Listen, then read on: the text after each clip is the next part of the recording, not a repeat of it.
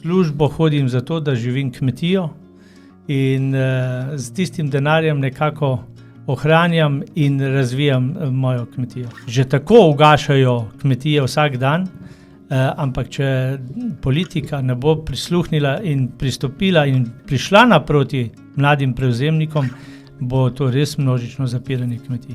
Ne toliko, da če tako rečem, zmanjševanju davkov ali pa obremenitev, kot predvsem poštenega obdavčenja. Dokler se država, pa ni važno, kdo je na oblasti, ampak dejansko država, politika ne bo odločila, da potrebuje podeželje, potrebuje obdelano podeželje in kmeta, se bo to množično zapirali in ugašali.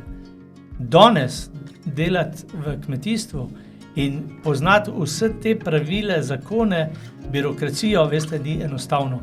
Kje so pa še, da ne rečem, stroji in mehanizacija, ki zahteva res, da ne rečem, inteligentnega človeka, da vse to dohaja in vse to pelje. Mi mečemo denar skozi okno zato, da živimo uradnike, namesto da bi prišel denar do kmeta. Ta lepa Slovenija ni zaradi turističnih agencij, ni zaradi politike, pa tudi zaradi županov, ne, ampak zaradi nas kmetov.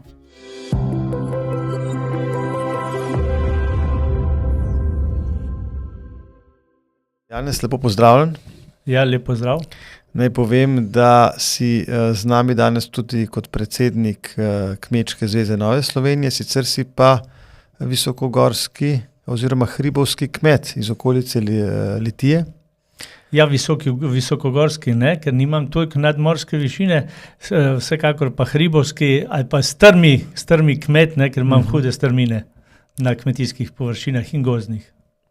Kako to izgleda ponavadi? Mogoče bo zanimivo za naše gledalke in gledalce in tudi poslušalce saj povedati, kako tvoj delovni dan izgleda zjutraj, kaj to pomeni. Ti se tudi še matraš, tako bomo rekli, da si poleg službe kmetuješ.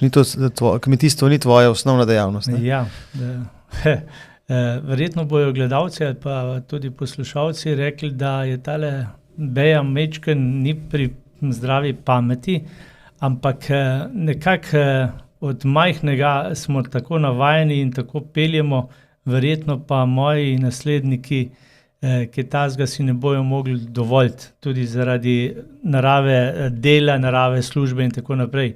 Moj delovnik izgleda ponavadi tako, da ostanem 4 ali malo pred 4, grem v hlev, uredim hlev in seveda potem se je treba kaj stuširati, umiti, grem v službo. Po službi seveda me pa čaka še skoraj sploh poleti, ko je dolg dan in ko je obilico dela, še en poln delovnik, da se opravi vsa opravila na kmetiji, predvsem pa pri spravilu krme. Seveda po zimi je pa gozd in tako naprej, ampak v gozdu ni toliko težav, ker se manj gozdari, tudi zaradi tega, ker so hude strmine, je nedostopen gozd, predvsem pa tudi zaradi tega, ker službo hodim zato, da živim kmetijo in z tistim denarjem nekako ohranjam in razvijam mojo kmetijo. Se pravi, samo z kmetijskega dela ne bi imel dovolj dohodkov, da bi preživel kmetijo in družino. Lejte, zdaj, če bi vse, kar ekonomsko prinese kmetija z gozdom vred, morda bi bilo za golo preživetje dovolj. Nikakor pa ne za investicije, novogradnje, modernizacijo strojev. Dejansko bi ostal nekje tam, kjer sem kmetijo prevzel, tam bi tudi ostal, glede same mehanizacije in poslopi, novogradnje in tega si nikakor ne bi mogel privoščiti. Zdaj, če pogledamo na ravni Evropske unije, v preteklosti je bil ta proračun, ki je bil namenjen kmetijstvu, največji delež je bil za kmetijstvo. Tako je tudi če zdaj. Zdaj pa so pa neki novi izzivi. Slovensko kmetijstvo je, butično, je proti evropskemu majhno, prevladujejo manjše kmetije, če pogledamo na recimo nizozemske, belgijske, vse ostalo, nemške. Kaj tukaj reči, kaj je glavni izziv slovenskega kmetijstva? kje nas stvari čakajo, da jih izboljšamo in kaj je tista prednost, ki bi jo lahko razvijali napram drugim, da bi imeli od tega korist. Jaz v tej naši Sloveniji kmetijstvo, butičnemu kmetijstvu, kar je seveda beseda na mestu, ne? Če gledamo Francijo, Poljsko, Nizozemsko, ne? Smo resnično butični in moramo vedeti, da mi imamo v povprečju teh 55,000 kmetij, ki nekako obdelujemo kmetijska zemljišča, je povprečna kmetija 8 hektarska. In zdaj pa če bi bilo to 8 hektarjev njiv ali pa ravninskih njiv, ne, se da na teh 8 hektarjih marsikaj pridelati.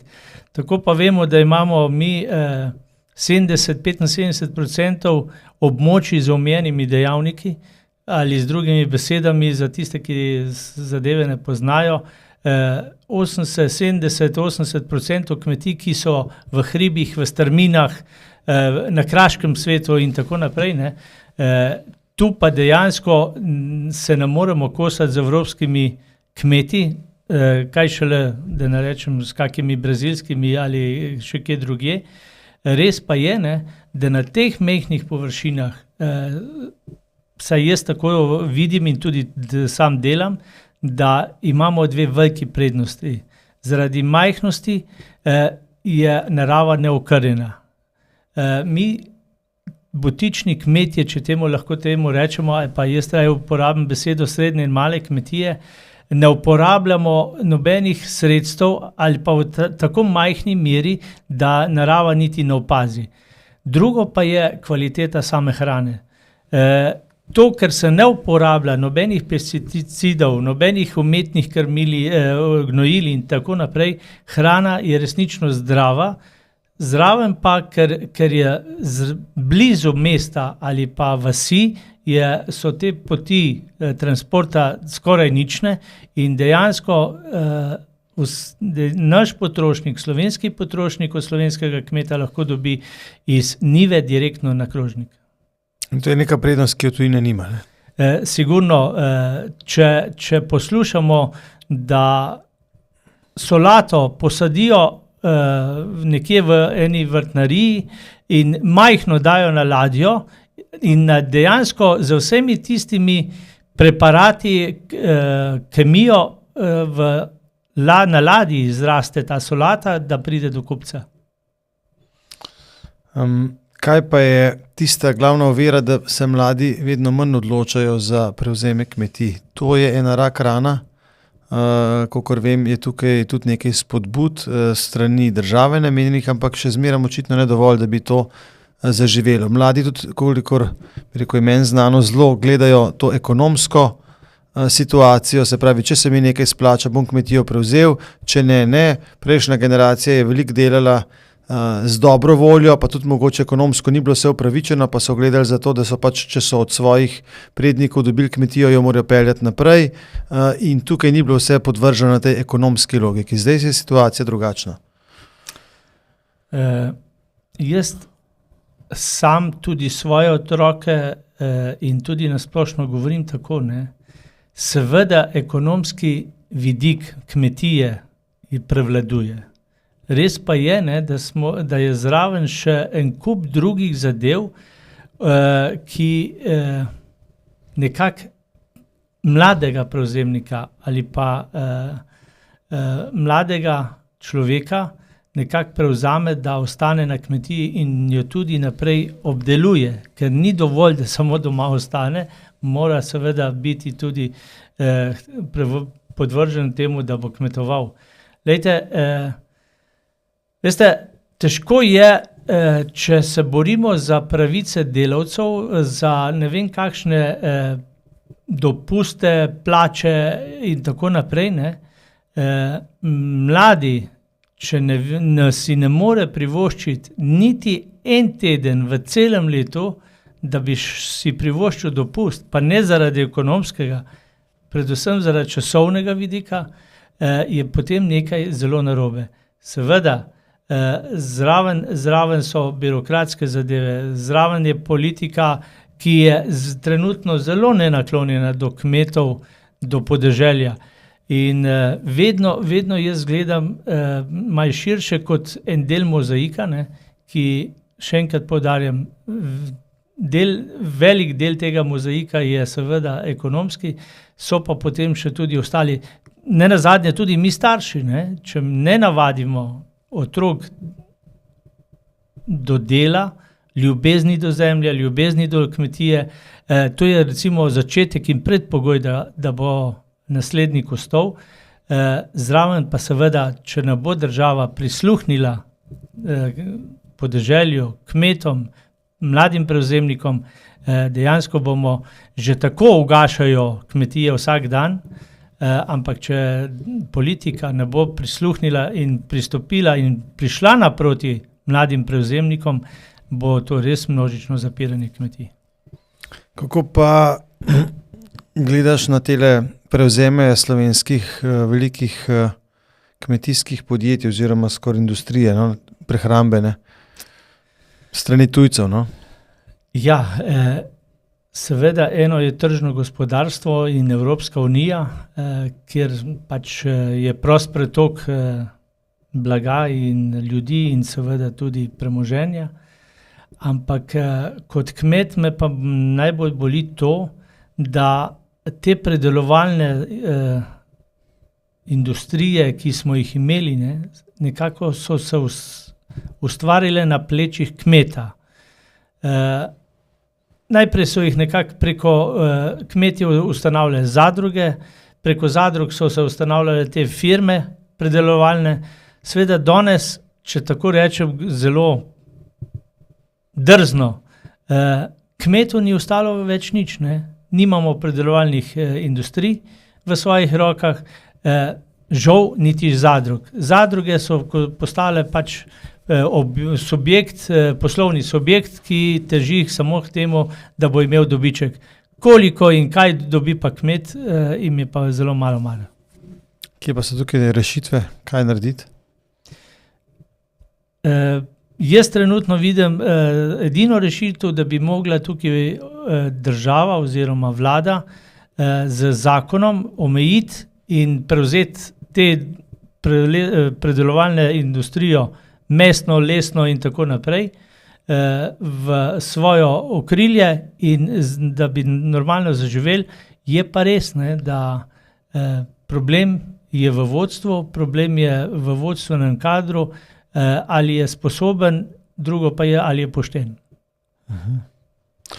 Kot član KGZS-ja si se veliko zavzemal za to, da bi bila davčna obremenitev kmetov ustrezna, se pravi manjša kot sedaj.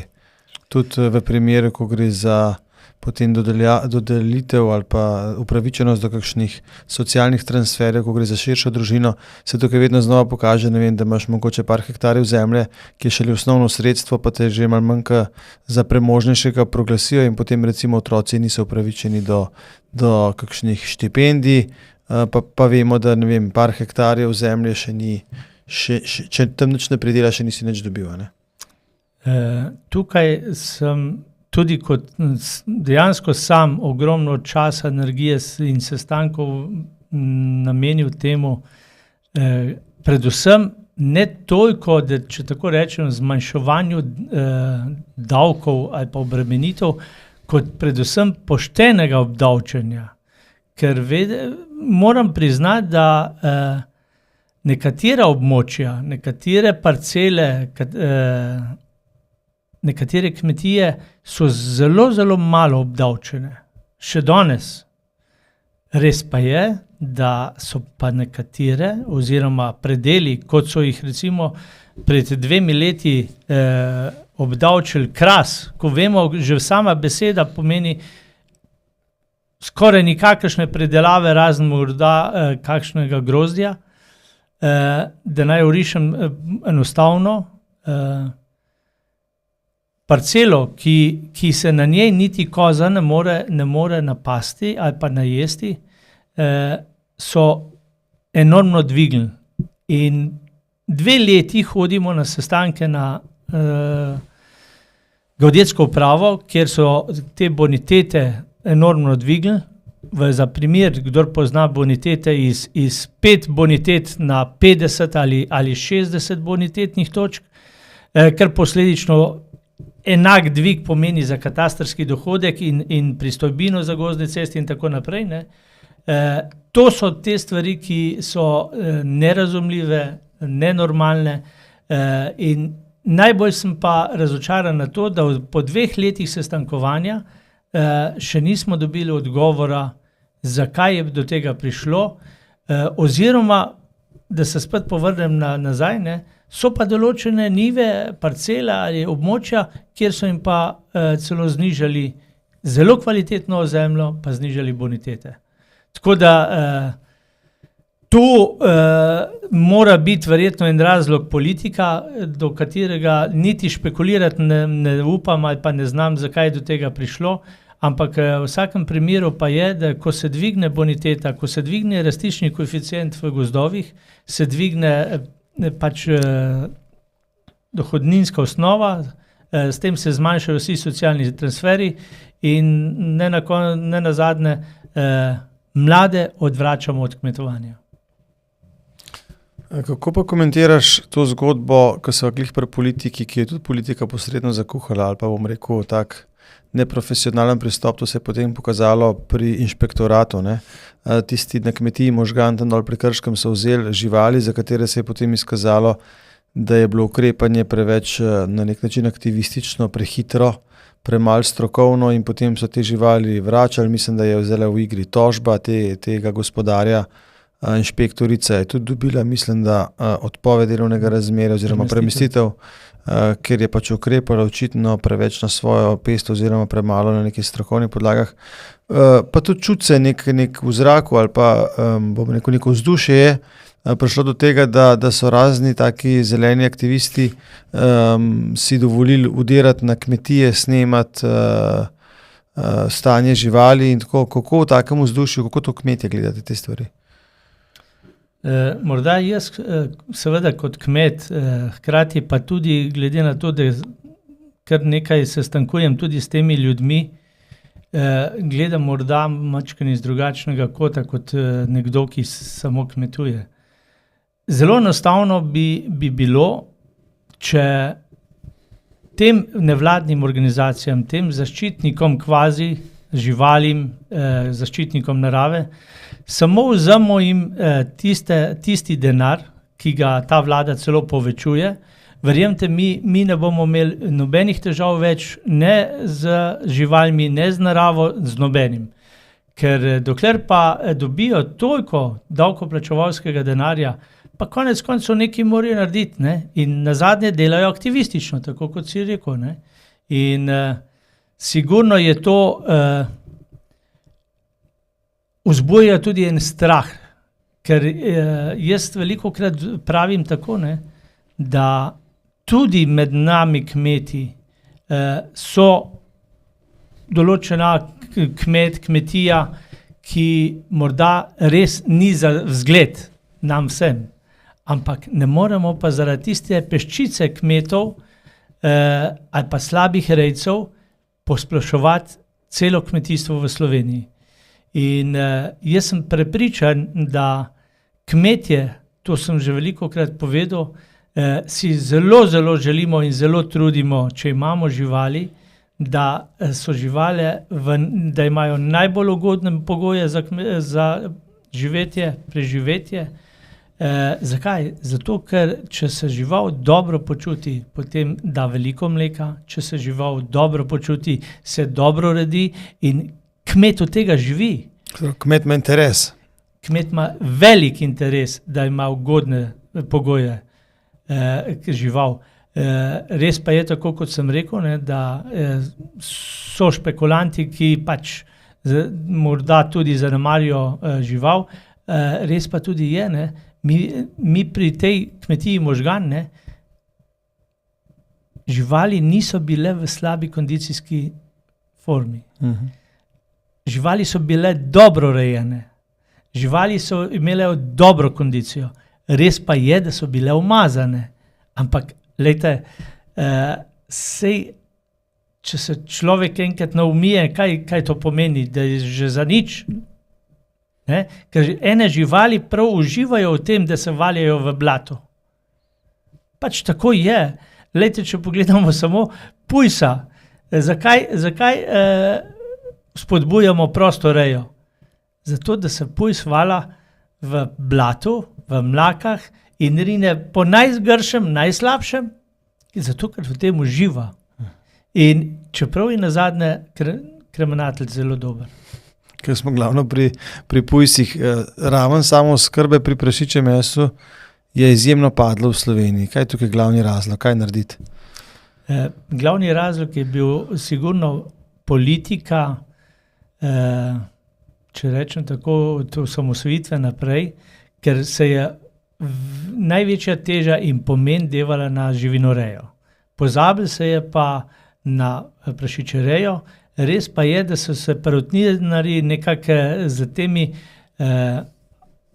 velikimi firmami, kot je seveda Jata in tako naprej, nekako hranili pri precej veliki samooskrbi. Dočim pri prašičem je bilo pa tako, ne, prvič je ogromen upad bil ta, ker skoraj ni bilo kmetije, da ne bi imela doma prašiča. Zdaj je to že redkost in s tem je že avtomatsko upad samooskrbe prašičereje. Drugo je politika, kot sem že omenil, ne. Tretje je pa tako, ne, tisti nekaj podjetij, ki so veliki prašičerejci in tistih nekaj kmetov, ki so veliki prašičerejci, ne, prav težijo k temu, da je čim manj prašičev na trgu, ker jim avtomatsko dviga ceno. Še ena javna skrivnost je, ki mogoče ni tako javno znana po svoje, je pa ta, da imamo znotraj Evrope pravzaprav različno izpogajana izhodišča pri kmetijski politiki, ne? Se pravi, enim je dovoljeno toliko pa toliko živali na hektar gojiti, drugi manj. Tako da tukaj je sposobnost politike izjemno pomembna, sploh ko se za te naslednje perspektive pogajamo in tukaj smo pravzaprav na istem trgu tekmujemo, smo pa na neenakovrednih pozicijah. A nam lahko še to malo rišeš? Vem, da so neke številke od zadaj, ki jih ti zelo dobro poznaš. Neenakovrednost kmetov v Evropski uniji je predvsem zaradi tega odvisno, kdaj je katera država vstopila v Evropsko unijo. Vemo, Francija, Belgija in Nizozemska so bile v samem štartu zraven in nekako vse skozi so imeli en velik privilegij preki ostalim kmetijam. Res pa je, ne, da tiste države, ki so pa vstopile za nami, kot je, ne vem, doj Romunija in tako naprej, ne, imajo pa še slabše pogoje kot mi. Za primer, ne, letošnjo leto spomladi smo zelo večkrat videli na televiziji ali pa slišali o ogromnih protestih nizozemskih, belgijskih kmetov, pa tudi francoskih. In oni so predvsem nasprotovali in protestirali proti dvem zadevam, ne. Znižanju staleža govedi na hektar, kar je zahtevala Evropska unija in seveda posledično nacionalna država, drugo pa znižanje vseh pesticidov na hektar, ne. In res pa je, ne, da ko smo pa mi pogledali, koliko mi porabimo na hektar teh pesticidov, ali pa koliko imamo mi obremenitve odraslih govejih živali na hektar, smo nekje na polovici. Žalostno pa je, da Evropa pa zahteva od vseh, ne, da bi se še dodatno znižali, čeprav imamo mi že toliko nižje obremenitve na hektar ali pa v bistvu na hektar goveje živali ali pa uporabe pesticidov. Tako da seveda razlike so in razlike bojo še kar dolgo časa. Drugo pa je, ne, kakšne pogajalce imamo mi v Bruslju. Ker če bi imeli mi zelo močne, ne bom rekel prave, ampak zelo močne, kredibilne pogajalce, verjetno bi rekli, mi ne odstopamo in ne bomo zniževali, dokler ne bomo vsi na enakem. Ampak pač, kako se gre pa politika v Bruslju, pa najbrž vemo, ker imamo manj sposobne politike oziroma te uslužbence gor, pa ker smo majhna država, verjetno veliko hitreje pokimamo kot te stare članice, ki so ustanoviteljice. A tudi pri nas so bili protesti. Kaj pa je bila pri nas glavni srž protestov? To je bilo precej močno. Takrat mislim, da toliko močnih protestov, ko so se pred parlamentom zgodili, v zgodovini samostojne Slovenije še ni bilo. Res je. Takrat, ko se je šlo za kvote mleka in tako naprej, so bili tudi protesti, ampak res, da ne v taki širini. Ja, tukaj je kar veliko zadev, ne, pa bom naštel mogoče nekaj najpomembnejših. Ne. V vsakem primeru je obdavčitev subvencij OMD. Tu vse skozi danes že govoriva o mladih prevzemnikih. Ne. Lejte, vse skozi OMD ni bil obdavčen. OMD pomeni. Omejeni dejavniki. Ali pa strme kmetije, lahko poenostavimo. Strme kmetije in kraške kmetije, no, če rečemo bolj tako. Kjer je več ročnega dela, kjer je specialno mehanizacijo za to in tako naprej. V vsakem primeru je obdelava ali pa pridelava, to so izračunali na Kmetijskem inštitutu, nekje od 40 do 50% več stroškov na teh območjih kot nekje na ravnini. Ne? Zato so omejeni dejavniki. In seveda ta vlada je predlansko leto decembra sprejela to zadevo, da se obdavči OMD subvencije. To je, ker nekaj moramo vedeti, teh kmetij je nekje 45 tisoč in 45 tisoč kmetij bi udarila ta obdavčitev OMD-ja. Zdaj, seveda v tem mini davčnem paketu je obljubljeno, da bojo to izvzeli, to obdavčitev, ampak glede na to, da je Golob že veliko stvari obljubil, naredil pa zelo malo, skoraj nič, ne, bom rekel tako, da bomo najprej počakali, kaj bo, potem bomo pa rekli, da je to narejeno. Seveda druga stvar, morda ne, lansko leto te poplave so veliko razburkale tele kmete ob vodotokih, predvsem v Savinjski dolini, potem v tej Solčava in tako naprej, ne, o zadrževalnikih, o območjih, kjer naj bi naredili umetne zadrževalnike in to so najboljša kmetijska zemljišča. Ne. In tukaj se država dejansko je, če poenostavim, da bojo poslušalci in gledalci razumeli, obnašala tako kot po drugi svetovni vojni. Brez dialoga, brez pogovora, brez obvestil.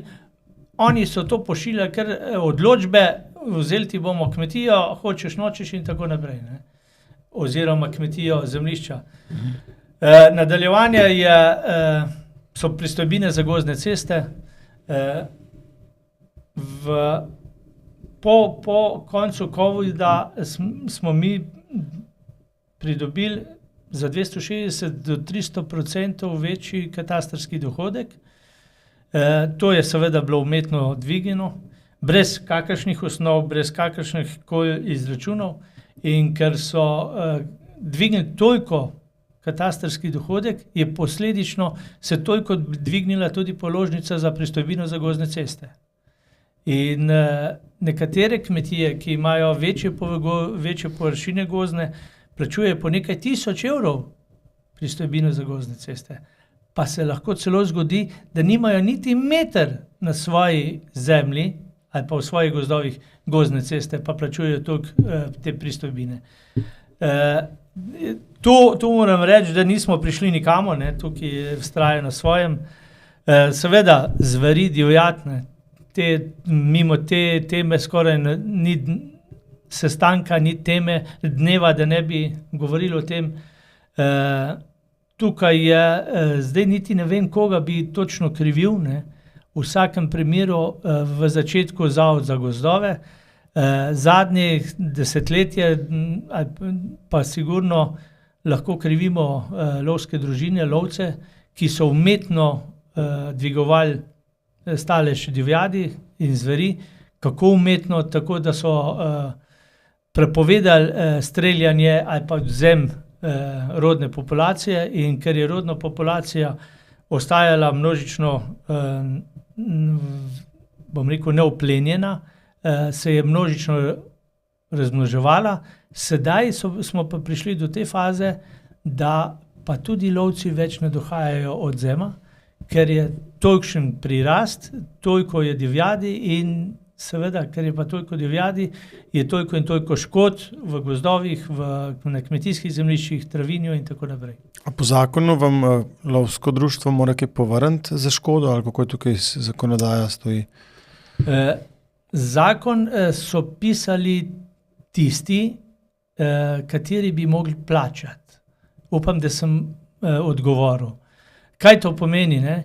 Sej, ko en laik prebere zakon, morda niti ni tako slab. Ampak vrag je v besedni zvezi dober gospodar. Trenutno ga ni v Sloveniji, ki bi znal pravno razložiti, kaj je dober gospodar. Lovci pravijo, da moraš kot dober gospodar ograditi svoje zemljišče. Jaz pa sprašujem že leta, pa ne dolgo, sem tudi na enem posvetu v državnem svetu vprašal, ko je bila vsa lovska smetana na tem posvetu, ker imam toliko hektarov zemljišča, potem jaz kot dober gospodar moram ograditi. Se pravi, govorijo tudi o gozdu, ne govorijo samo o njivi. Prav tako je gozd delajo ogromno škodo. Ja, na mladikah, na mladih drevesih. Ne samo na mladih mi imamo zdaj težavo tam, kjer je množično velika številčnost divjadi. Niti do mlade ne pride več, ker popasajo vznik kot travo. In je res težko, skoraj nemogoče oceniti škodo, ker se ne vidi, ne? Ker vsak vznik, smreke, bukve, javorja, karkoli vznikne, ga takoj poje. In se ne da videti, koliko jih je bilo, ali so sploh bili. Ne? In res pa je, ne, da po drugi strani pa zakon pravi, da mora lovska družina priskrbeti ves material za ogrado. To je pa drugo vprašanje moje, ne, a potem lahko jaz zahtevam za celotno kmetijo ves material, da ogradim svojo kmetijo. Tretje vprašanje pa je, če bomo vsi začeli ograjevati, kam bo šla pa divjad, kje bojo pa lahko lovili lovci. Pa tudi gozd se tretira kot javno dobro, za kogarkoli se lahko sprehaja, pol to pomeni ograjevanje. Tako da ta zakon potrebuje v osnovi neko prenovo in neko pošteno oceno, koliko dobi od divjadi lahko lastnik gozda, ker potem žival se redi na tvoji lastnini, živi, zraste, potem, ko je pa uplenjena, je pa last države. Je pa državna last. Oziroma lovsko društvo je... Ja, kot koncesionar ima pa lovska družina potem v svoji lasti. Možnost, da odkupi uplen, ne? Ne, lovska družina proda. Lovska družina proda srno. Kot koncesionar za posamezno območje. Tako. Ampak ti od tistega nič ne dobiš, ti si sam tudi lastnik z gozda, ne? Popolnoma nič. Ne za gozd, ne za nivo, ne za travnik, ne dobiš popolnoma nič. Res pa je, ne, tudi če zahtevaš kakšno odškodnino, za gozdove jo sploh ne priznajo. V celi Sloveniji poznam samo en primer, da so dali nekaj stotakov, mislim, da je bilo 500 evrov, 550 evrov za škodo v gozdu, ampak to je edini primer, ki ga resnično poznam. Ker se pa za travinje tiče in kmetijske poljščine, tu je pa, veste, čisto odvisno od lovske družine, predvsem od ocenjevalca. Če je mal naklonjen kmetu, pa kmetijstvo bo plačal odškodnino ali pa nadomestilo tržno vrednost. Če pa ni naklonjen, pa vemo, da večina lovskih družin in lovcev ni naklonjena kmetov, se ponavadi norce delajo in dejansko ne dobijo nič. Še ena stvar me zanima, kaj je, bi rekel, pri slovenskem kmetijstvu tistega, kar bi ti lahko, kar bi rekel stavil, da je lahko neka prihodnost, se pravi, da je neka lahko nišna stvar, kamor bi se mogla Slovenija usmeriti, pa mogoče tudi na področju hribovitih kmetij v Avstriji, kakor vem, je ta turizem, kmečki turizem bistveno bolj razvit, kot je v Sloveniji. Turizem je v porastu. A je tukaj ena niša, ki bi jo kazali bolj razvijati? Kaj je tista stvar? A je to zelenjadarstvo? Kaj bi po tvoji oceni bilo smiselno? Ob tem, da imamo seveda v zraku podnebne spremembe, kar pomeni, da bodo kmetje najprej na udaru teh spreminjajočih se dejavnikov kmetovanja, so najprej na udaru in se je treba prilagoditi, spremeniti mogoče neke navade, ki so stoletja veljale. Ja, zdaj kar nekaj posploševati je težko. Ne? Jaz bom rekel tako, najprej se moramo zavedati, da vsak kmet, vsaka kmetija ne more imeti dopolnilno dejavnost. Zakaj? Najprej zato, ker moraš imeti moraš biti človek za to, da greš v dopolnilno dejavnost, v predelavo. Drugo, moraš imeti pogoje. Seveda je to, bi mogli jeti v čim večji meri, ampak lejte, davčna politika trenutno gre v tej smeri, da vsi tisti, ki imajo dopolnilne dejavnosti, jih trenutno množično vračajo. Ker? Zaradi davkov, zaradi večjih obremenitev. In dokler se država, pa ni važno, kdo je na oblasti, ampak dejansko država, politika ne bo odločila, da potrebuje podeželje, potrebuje obdelano podeželje in kmeta, se bo to množično zapirali in ugašali. Res pa je, ne, da tako kot vse skozi govorim, tukaj je lejte, mi bi morali začeti učiti otroke v vrtcu, v šoli, v osnovni šoli, kako je pomemben kmet. Ne pa, da je še vedno nekje miselnost že, če tako rečemo, ne, marsikdo komu reče, ne, si za biti kot kmet. Danes delati v kmetijstvu in poznati vse te pravile, zakone, birokracijo, veste, ni enostavno. Kje so pa še, da ne rečem, stroji in mehanizacija, ki zahteva res, da ne rečem, inteligentnega človeka, da vse to dohaja in vse to pelje. Tako da začetje bi bilo treba v osnovnih šolah, kako je kmet in narava in živali pomembni in s tem pa seveda z birokracijo, omejevati birokracijo, ne pa jo, ker vsaka perspektiva, evropska perspektiva, ko pride, ne, pa ne bom rekel, da je Evropa kriva, ne. Večinoma krivi so naši uradniki oziroma ministrstvo, ker jaz velikokrat pravim, z vsakim uredbo, ne, se živi nekaj ljudi. Eni zato, da jo uredbo napišejo, eni zato, da jo to kontrolirajo, seveda potem so pa še tisti, ki hodijo na teren, pa to preverjajo, če tako izvajamo. In zato jaz pravim, zdaj imamo moderno se reče, ne, oziroma pravilno intervencij, mi imamo zdaj v tej perspektivi en kup intervencij. Ko se je denar razpršil ali pa se bo razpršil, ne bo učinka nobenega, res pa je, ne, da na vsaki intervenciji dela tukaj in tukaj uradnikov, na vsaki intervenciji dela tukaj in tukaj na agenciji spet uradnikov, ko to preverja, potem pa še kontrolori in inšpektori na terenu. In dejansko mi mečemo denar skozi okno zato, da živimo uradnike, namesto da bi prišel denar do kmeta. Ja, pa je ta birokracija v osnovi znak enega osnovnega nezaupanja do kmetov se strani oblasti.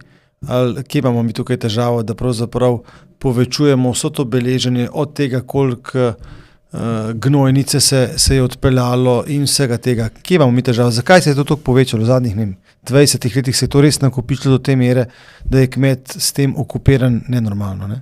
Ali sam pri nas ta težava tako drugačna? Bom rekel, res je, da se ta birokracija tudi širi tudi v drugih evropskih državah, ampak mislim pa, da ko se začnemo primerjati, ne, da smo pa mi kar v samem vrhu Evropske unije, kar se tiče birokracije. Lejte, en primer. Zdaj, če me bodo kmetje poslušali, bojo razumeli, mi imamo zdaj satelitsko aplikacijo, ki se imenuje Sopotnik. Ta Sopotnik preverjal, ne vem na koliko časa, ne, ampak vem pa, da sigurno dnevno, ne, kaj jaz kot kmet delam na kmetiji. In zakaj je potem treba še pisati ročno, pa vnešavati, pa javljati, kaj vse počnem. To je noro. Ste pod video nadzorom, če prav razumem. Vse skozi. Ampak problem je pa v tem, ne, to sem pa tudi ministrom večkrat omenil, ne, jaz sem rekel, lejte, dajmo vsaj toliko počakati s tem Sopotnikom, da naredimo najprej internetno povezavo, da ne bo belih lis, potem se pa pejmo te, ne, zakaj internetno povezavo. Ker jaz kot kmet, ne, moram takoj odreagirati, če mi pokaže na kmetiji napako, moram takoj odreagirati. Če ne odreagiram, sem avtomatsko štrafen. In kako ne odreagiram, če nimam internetne povezave? Ne računalnika, ne škatle, ampak nimam signala. Ampak kaj se s tem nadzorom, video nadzorom sploh potem preverja? Je to sploh zakonito v tem smislu, da snemati? To pomeni iz zraka, slike delajo vedno znova, vse premike. Koliko ljudi bdi na tem Sopotnikom? Pa to je že v zakonu, to že funkcionira, to že deluje? To že deluje že drugo leto. In mislim, kaj se pa s tem preverja? Kaj je osnovni namen? Kdaj sem pokosil, kolikokrat sem kosil, kdaj sem gnojil, recimo konkretno v mojem primeru. Potem površine se kontrolirajo, ali niva, ali je res polhektarska, ali je malo manj kot pol hektara, kot sem dal zahtevk za subvencije in tako naprej. Predvsem pa opravila na kmetijskih zemljiščih se kontrolirajo.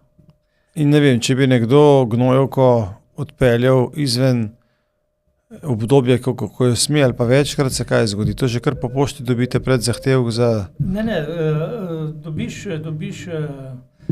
seveda pri subvencijah odvisno koliko. Zdaj, če boš verjetno eno cisterno pelo, boš kaznovan za 20%, ne. Če boš pa to vozil, ne vem koliko cistern, ne, boš pa, naprimer, vse subvencije pa še kazen ti bo dala kmetijska inšpektorica. To zdaj prvič slišim, da bi kaj takega obstajalo. Ja. Drugo je, če bi rekel, da ima človek prijavo, da ga nekdo drug prijavi. Mi sploh ne rabimo zdaj slabega soseda, ali pa skreganega prijatelja, ali pa ne vem koga. Mi smo zdaj nadzorovani, zato pa pravim, ne, ko govorimo o slabi reji živali, ali pa o slabem kmetovanju, ali pa o onesnaženju narave, mi smo tako nadzorovani, da vprašanje, kdo v tej Sloveniji je tako nadzorovan kot kmetje. A je to ena od stvari, ker vem, da tudi kot član kmečkega društva Nova Slovenija kandidiraš za nov mandat v KGZS-ju.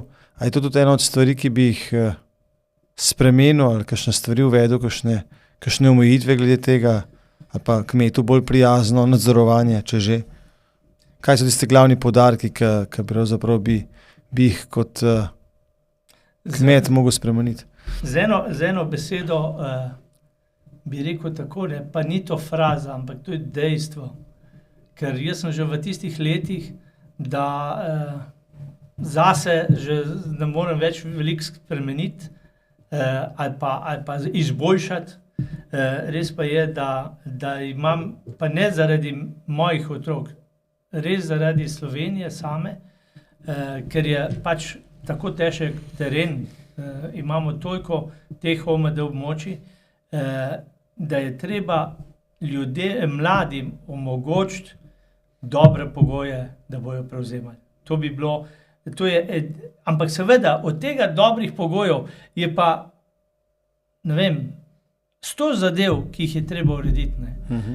Seveda, vse sva že danes omenila, od birokracije, davščin, do olajšav. Ker, lejte, seveda je, bilo je že omenjeno za mladega prevzemnika, da se dobi en denar. Prvič je treba omogočiti vsem kmetom, mladim prevzemnikom, da pridejo do tega denarja.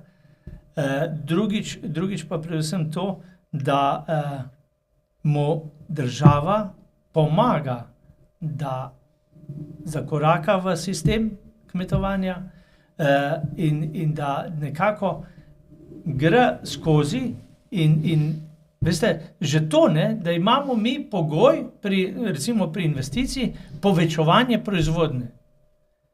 Lejte, jaz nikakor se ne morem strinjati, seveda sem za povečevanje, ampak v enih strminah, že če ohranimo tisto, kar je, smo ogromno naredili kot država. Povečujemo pa to nekje na ravnini, kjer so pogoji. Ampak to uradniki in politika ne razume. In predvsem pa seveda ne samo s tisto prvo injekcijo mladih prevzemnikov, ampak z davčno osnovo, z nekako, tako kot sva tudi rekla, da ti bo vsak lahko prišel kontrolirati na kmetijo, pa ni važno, ali je inšpektor, kontrolor ali pa kvazi okoljevarstvenik, ja, pa kdo se bo odločil za kmetovanje? Ogromno teh stvari, ko morda niti ne potrebujejo finance ali pa ne vem kakšnih zakonov, ampak samo normalno nas pustite živeti in delati. A je cena hrane visoka ali je prenizka glede na vloženo delo? Se je v zadnjih letih precej podražila, po drugi strani pa vidimo deleže, ko si razdelijo, koliko dobi kmet. Kmet je minimalno više dobil. Kaj ćemo tukaj reči o tem? Tudi Evropa, mislim, da ogromno subvencij daje ravno zato, da bi bila cena hrane sprejemljiva, ker če bi jo delal po obračunu stroškov v smislu vloženega dela, vloženega materijala, bi bile cene še više. Kaj tukaj reči? Jaz kot kmet ali pa tudi kot predstavnik nevladnih organizacij vplivati na ceno, končno ceno ne morem. Zato so drugi. Res je, da tudi zbornica, Kmetijsko-gozdarska zbornica in ostali, smo se že leta in leta borili, da bi bila ta razrez, če rečemo, od tega kosa kruha bolj pošten. Ampak, glejte, trgovina je zelo močna, predelovalna industrija, zdaj jo bojo imeli tujci, sploh ne bomo imeli vpliva. Jaz mislim, da je tako, če pogledamo delavca, navadnega delavca, ki ima minimalno plačo ali pa nad minimalno plačo, je hrana zelo, zelo draga. Po drugi strani, pa jaz vidim edino rešitev, ki bi jo lahko z kančkom poštenosti, zmernosti, lahko naredili tako, da tisti, sej izračuni takoj pokažejo, kdo ima več stroškov na enoto, ali za enega, recimo konkretno, koliko stroškov in koliko vloženih ur dela ima nekdo za enega bika. Glejte, v hribovskem svetu na strminah je to nešteto ur. Mehanizacija je grozno draga, hribovska mehanizacija.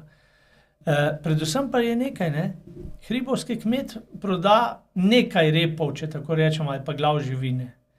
En ravninski kmet jih proda 100, 200, 300.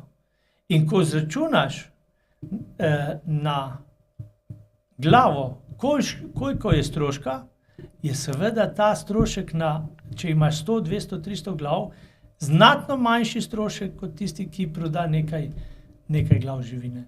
In tu bi se mogla dejansko politika, Evropa in tudi same nevladne organizacije poenotiti, da tisti, ki ima več stroškov, njemu je treba bolj pomagati.